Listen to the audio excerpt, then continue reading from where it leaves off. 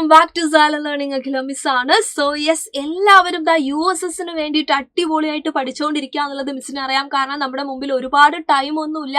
ഈ ഒരു time maximum നമ്മൾ യൂട്ടിലൈസ് ചെയ്താൽ മാത്രമേ നമുക്ക് USS ക്രാക്ക് ചെയ്തെടുക്കാൻ വേണ്ടി സാധിക്കുള്ളൂ അല്ലെ. അപ്പൊ ഇന്ന് മിസ് വന്നിരിക്കുന്നത് നമ്മുടെ ബേസിക് സയൻസിലുള്ള ഇമ്പോർട്ടന്റ് ആയിട്ടുള്ള കുറച്ച് ക്വസ്റ്റ്യൻസ് നിങ്ങളുമായിട്ട് ഡിസ്കസ് ചെയ്യാനാണ്. അപ്പൊ മക്കൾ എന്ത് ചെയ്യുക, വീഡിയോ സ്കിപ്പ് ചെയ്യാതെ കാണുക. USS എഴുതാൻ ആഗ്രഹിക്കുന്ന നിങ്ങളുടെ എല്ലാ ഫ്രണ്ട്സിനും നിങ്ങൾ ഷെയർ ചെയ്ത് കൊടുത്തിട്ടുണ്ടായിരിക്കണം കേട്ടോ.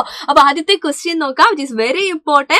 This simple is used in drawing and electric circuit അല്ലെ. അപ്പൊ നമ്മുടെ എന്താണ് വൈദ്യുത സർക്യൂട്ട് ചിത്രീകരിക്കുമ്പോൾ ഉപയോഗിക്കുന്ന ഒരു ചിഹ്നമാണിത്. ചിഹ്നം കാണുമ്പോൾ തന്നെ നമുക്ക് കിട്ടിയിട്ടുണ്ട്. ഇത് എന്തിന്റെ ചിഹ്നമാണ്, ഇത് എന്തിന്റെ സിമ്പിൾ ആണ് നമുക്കറിയാം അല്ലെ. ഈ തന്നിരിക്കുന്ന ഓപ്ഷൻസിനകത്ത് എ അല്ലെ, ബസർ ആണ് നമ്മുടെ എന്താ കറക്റ്റ് ആയിട്ടുള്ള ആൻസർ എന്ന് പറയുന്നത്. സോ അത് നമ്മൾ മാർക്ക് ചെയ്തിട്ടുണ്ട്. അപ്പൊ നിങ്ങൾ ഇവിടെ ആലോചിക്കേണ്ടത്, ഇതിപ്പോ പ്രീവിയസ് ഇയറിൽ വന്നിട്ടുള്ള ഒരു ക്വസ്റ്റ്യൻ തന്നെയാണ്, പക്ഷെ എപ്പോഴും ഇത് തന്നെ ചോദിച്ചോളണമെന്നില്ല അല്ലെ. ഇപ്പൊ നമ്മുടെ ടെക്സ്റ്റിനകത്ത് ഒരു ടേബിൾ ഉണ്ടായിരുന്നു. ഈ ടേബിൾ എന്ന് പറയുന്നത് ഇറ്റ് ഈസ് വെരി ഇമ്പോർട്ടന്റ് കേട്ടോ. ഇതിൽ ഏത് ചോദിച്ചു കഴിഞ്ഞു കഴിഞ്ഞാൽ നമുക്ക് എന്ത് ചെയ്യാൻ പറ്റണം, ആൻസർ ചെയ്യാൻ വേണ്ടിയിട്ട് നമുക്ക് പറ്റണം. ഇല്ലാത്ത പക്ഷം നമ്മുടെ മാർക്കാണ് അവിടെ നഷ്ടപ്പെടുത്തുന്നത്. അവിടെ ഞാൻ നിങ്ങളുടെ ടെക്സ്റ്റിൽ ഇല്ലാത്ത ഒരാളെ കൂടെ ജസ്റ്റ് ഒന്ന് ഇൻക്ലൂഡ് ചെയ്തിട്ടുണ്ട്. ഒരു ഫ്യൂസ് അല്ലെ, ഫ്യൂസിന്റെ സിമ്പിൾ എന്താന്നുള്ളത് ഇതൊരു പ്രീവിയസ് ഇയർ ക്വസ്റ്റ്യൻ ആയതുകൊണ്ടാണ് ഇതിനകത്ത് ഞാൻ ഇൻക്ലൂഡ് ചെയ്തിട്ടുള്ളത്. ഇത് കൂടെ മക്കൾ ഒന്ന് നോട്ട് ചെയ്യണം. നമുക്ക് എക്സ്ട്രാ കാര്യങ്ങളൊക്കെ അല്ലാതെ തന്നെ നമുക്ക് വഴിയെ പഠിക്കാം. എന്നിരുന്നാൽ പോലും സിമ്പിളിന്റെ കേസിൽ ഈ കാര്യങ്ങൾ കൃത്യമായിട്ട് എന്റെ മക്കളെ നോട്ട് ചെയ്ത് വെക്കാം. അടുത്ത ക്വസ്റ്റ്യനിലേക്ക് മിസ് പോവാണ്. അടുത്ത ക്വസ്റ്റ്യൻ എന്താണ്, CFL വലിച്ചെറിയുമ്പോൾ മണ്ണിൽ കലരുന്ന വിഷവസ്തു ഏതാണ്? അപ്പൊ നമുക്ക് ഒരുപാട് തരത്തിലുള്ള ബൾബുകളെ പറ്റിയൊക്കെ കൃത്യമായിട്ട് നമ്മൾ പഠിച്ചിട്ടുണ്ട് അല്ലെ. അപ്പൊ നമ്മളോട് ചോദിക്കുകയാണ് CFL നമ്മൾ യൂസ് ചെയ്യുന്ന ആളായിരുന്നു, അപ്പൊ അത് വലിച്ചെറിയുന്നത് വഴി മണ്ണിൽ കലരുന്ന ഒരു വിഷവസ്തു ഉണ്ട്, അത് ഏതാണെന്നാ ചോദിച്ചിരിക്കുന്നത്. ടോക്സിക് സബ്സ്റ്റൻസ് അല്ലെ. മെർക്കുറി ആണോ, ലെഡ് ആണോ, മാംഗനീസ് ആണോ, സിങ്ക് ആണോ? അപ്പൊ നമുക്കറിയാം നമ്മുടെ ആൻസർ എന്ന് പറയുന്നത് ഏതാണ്? യെസ്, അത് നമ്മുടെ മെർക്കുറി ആണ്.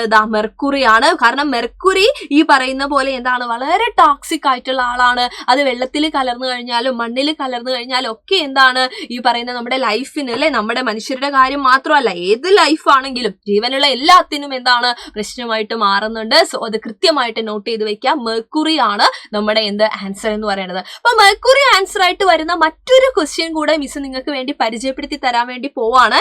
എന്താണെന്നറിയോ, ജപ്പാനിൽ മീനമാതാ രോഗത്തിന് ഇടയാക്കിയിട്ടുള്ള ഒരു കെമിക്കൽ ആണ്. മീനമാതാ ഡിസീസ് എന്ന് പറയുന്നത് ജപ്പാനിൽ ഉണ്ടായിരുന്ന ഒരു ഡിസീസ് ആണ്. അപ്പൊ അതിന്റെ കാരണം എന്ന് പറയുന്നത് എന്തായിരുന്നു എന്നറിയോ, ഏത് ആളായിരുന്നു എന്നറിയോ? അതായത് നമ്മൾ ഇപ്പൊ പഠിച്ചിട്ടുള്ള നമ്മുടെ മെർക്കുറി ആണ്. അപ്പൊ മെർക്കുറിയുടെ പ്രത്യേകത നമുക്കറിയാം അല്ലെ, ലിക്വിഡ് മെറ്റൽ ആണ് അല്ലെ, ദ്രാവകാവസ്ഥയിൽ കാണപ്പെടുന്ന ഒരു ലോഹം കൂടിയാണ് നമ്മുടെ മെർക്കുറി എന്ന് പറയുന്നത്. സോ മെർക്കുറി ഒരു ടോക്സിക് ആയിട്ടുള്ള ആളാണ്. അപ്പൊ ഈ രണ്ട് കാര്യം കൃത്യമായിട്ട് എന്ത് ചെയ്യുക, നോട്ട് ചെയ്ത് വെച്ചേക്കുക. CFL ലാണ് നമ്മൾ തുടങ്ങിയത്. അപ്പൊ അത് കണക്ട് ചെയ്ത് ഈ ഒരു ക്വസ്റ്റ്യൻ പറഞ്ഞു എന്ന് മാത്രം.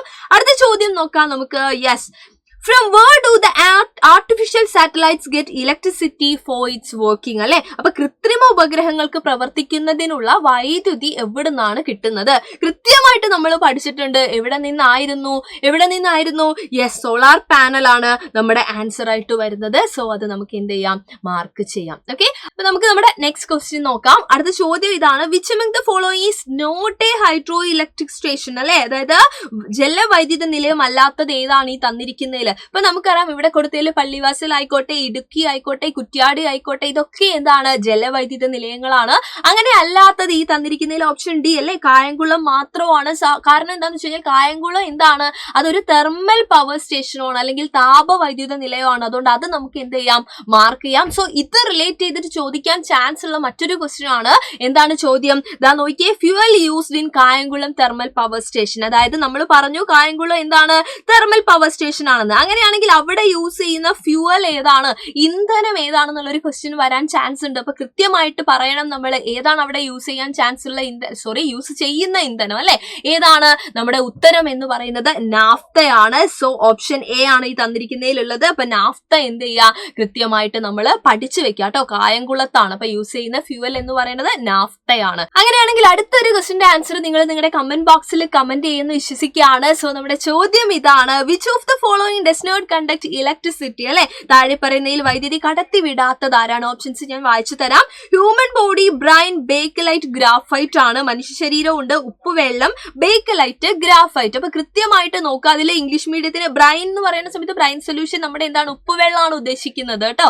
ഓക്കെ, അപ്പൊ കൃത്യമായിട്ട് നോക്കിയിട്ട് ഏതാണ് ഇതിനകത്ത് വൈദ്യുതി കടത്തി വിടാത്ത ആളെന്ന് ഓർക്കുക. നമ്മൾ കൃത്യമായിട്ട് പഠിച്ചിട്ടുണ്ട്. സ്വിച്ച് ബോർഡിന്റെ ഒക്കെ കേസ് ഒക്കെ ഒന്ന് ആലോചിച്ച് നോക്കിക്കഴിഞ്ഞാൽ ആൻസർ കിട്ടും. അപ്പൊ പഠിച്ച കാര്യം ഓർത്ത് വെച്ചുകൊണ്ട് എന്ത് ചെയ്യുക, ആൻസർ കണ്ടുപിടിച്ചിട്ട് നമ്മുടെ കമന്റ് ബോക്സിൽ കമന്റ് ചെയ്യുക. അപ്പൊ അതോടൊപ്പം തന്നെ മറ്റൊരു കാര്യം മിസ് പറയാണ്, നമുക്ക് ഒരുപാട് കാര്യങ്ങൾ പഠിക്കാനുണ്ട് അല്ലെ. അപ്പൊ നമ്മുടെ എന്താണ് സ്വന്തം അവഞ്ചേഴ്സ് ബാച്ച് നിങ്ങൾക്ക് വേണ്ടി റെഡി ആയിട്ട് നിൽക്കുവാണ്. ഒരുപാട് മക്കള് ജോയിൻ ചെയ്തിട്ടുണ്ടാവും. ജോയിൻ ചെയ്തിട്ടുള്ള ആളുകളൊക്കെ ഒന്ന് പറയാ, അല്ലാത്ത ആളുകൾ എന്ത് ചെയ്യുക, ഇപ്പൊ നമ്മുടെ വിദ്യാരംഭം ഓഫർ എക്സ്റ്റെൻഡ് ചെയ്തിട്ടുണ്ട് മക്കളെ. അതായത് ഇപ്പൊ നിങ്ങൾ ജോയിൻ ചെയ്യുകയാണെങ്കിൽ 15% ഡിസ്കൗണ്ട് നിങ്ങൾക്ക് ഇപ്പോഴും ലഭിക്കുന്നതാണ്. അപ്പൊ മാക്സിമം ഈ ഒരു അവസരം നിങ്ങൾ യൂട്ടിലൈസ് ചെയ്യുക. 7ാം ക്ലാസ്സും യൂസസും നമുക്ക് ഒരുമിച്ച് എന്ത് ചെയ്യണം, സെറ്റ് ആക്കണം. അപ്പൊ നിങ്ങളുടെ ഫ്രണ്ട്സിന്റെ അടുത്തൊക്കെ പറയാ, നമുക്ക് വീണ്ടും കണ്ടുമുട്ടാം. അപ്പൊ നമ്മുടെ ആൻസർ കണ്ടുപിടിച്ച് കമന്റ് ചെയ്യുന്ന കാര്യം മറക്കണ്ട. സോ എല്ലാവർക്കും thank you so much and by.